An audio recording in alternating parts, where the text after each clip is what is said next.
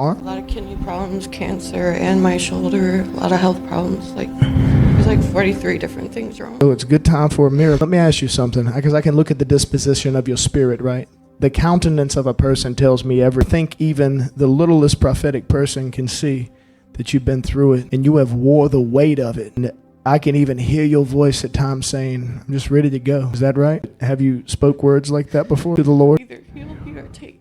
Yeah. Heal me or take me. I think the Lord will get more glory in healing you. Amen. Amen.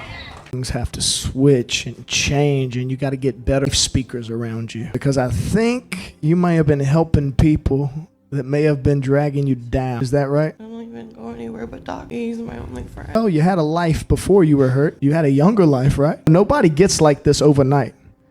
This is years of taking on things that you should have never taken on.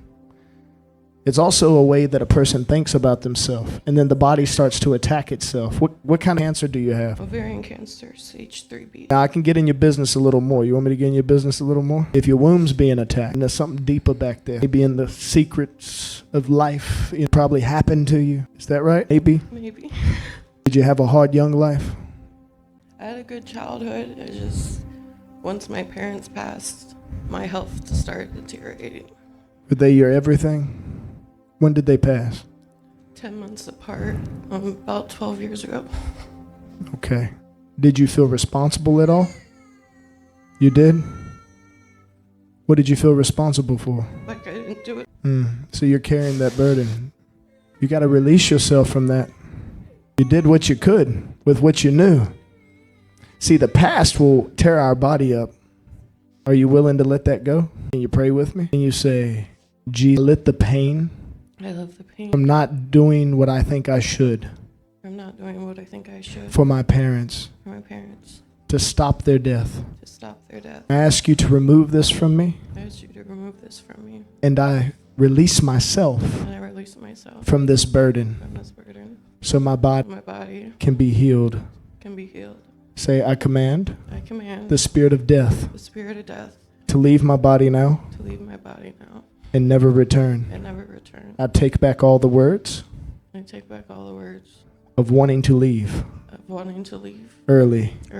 From my life. From my life. And from the spirit. And from the spirit. Jesus. You give life. You give life. And life more abundantly. And life more abundantly. So I receive it. So I receive it. Heal my body. Heal my body. In Jesus' name. In Jesus' name. Amen. Amen. Now, is it okay if I touch you? I'm going to touch you and see what God does, okay? Anointing oil, please. The Bible says, anoint the sick, pray the prayer of faith, and they will be made whole. The healer of all. What you did at the cross was for this woman. I know that you love her. Wonderful anointed one of Israel. Jesus Christ of Nazareth, the only one who can heal.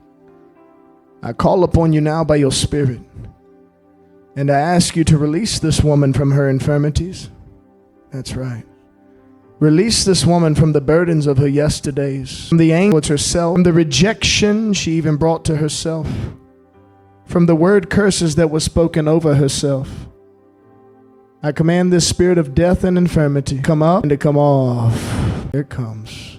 Never to return. The talk of death is being removed. Your bones are receiving life. This cancer is drying up at its root. Never to return. In the mighty name of Jesus. Now watch this. Look at me now.